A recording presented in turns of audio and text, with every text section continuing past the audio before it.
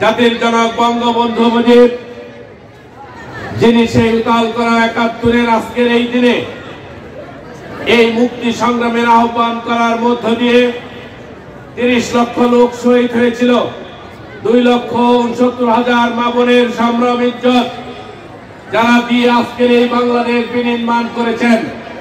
এবং বঙ্গবন্ধুর অনুপস্থিতিতে যে জাতীয় চারজন নেতা এই পরবর্তী মুক্তিযুদ্ধের দিক নির্দেশনা দিয়েছিলেন, সৈয়দ নজরুল ইসলাম এবং আমাদের এই ঢাকা বিভাগের তাইজউদ্দিন আহমেদ সাহেব, ক্যাপ্টেন মনসুর আলী, HM কামরুজ্জামান সহ যারা মুক্তিযুদ্ধে জীবন দিয়ে আজকের এই বাংলাদেশ বিনির্মাণ করেছেন, তাদের প্রতি সশ্রদ্ধ সালাম।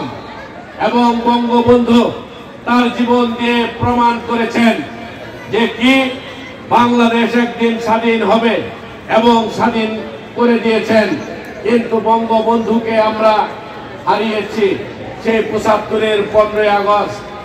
এই দিন আমাদের মহান নেতা, যিনি এই বাংলাদেশের আধুনিক বাংলাদেশের উপকার এবং এই বাংলাদেশকে যিনি উন্নত সমৃদ্ধ মুক্তিযুদ্ধের সমৃদ্ধ একটি সোনার বাংলা বিনির্মাণ করতে চেয়েছিলেন, কিন্তু উনি করে যেতে পারেন নাই। কিন্তু তার কন্যা আজকের মাননীয় প্রধানমন্ত্রী, যার ধমনীতে বঙ্গবন্ধু রত্ন প্রবাহিত, যিনি আমাদেরকে রাখলিয়ে রেখেছেন মায়ের ভালোবাসা, বোনের স্নেহ দিয়ে, সেই প্রিয় নেত্রী জননেত্রী দেশরত্ন শেখ হাসিনার নেতৃত্বে আজকে বাংলাদেশ উন্নত সমৃদ্ধ বাংলাদেশ হয়েছে, স্মার্ট বাংলাদেশ হইতে চলেছে এবং বাংলাদেশ মধ্যয়ের দেশ হয়েছে, বাংলাদেশ ডিজিটাল বাংলাদেশ হয়েছে।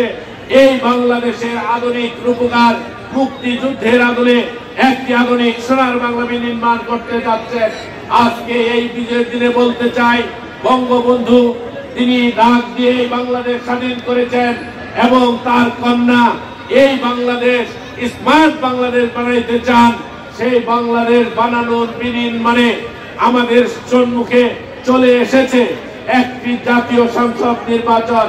সেই ধারাবাহিকতায় মুক্তিযুদ্ধের আদলে যিনি বাংলাদেশ বানাবেন, তাকে সাহায্য সহযোগিতা করে বঙ্গবন্ধুর কন্যাকে আগামী দিনে আবারও বাংলাদেশের প্রধানমন্ত্রী বানাইতে হবে এবং আওয়ামী লীগকে ক্ষমতায় রাখতে হবে।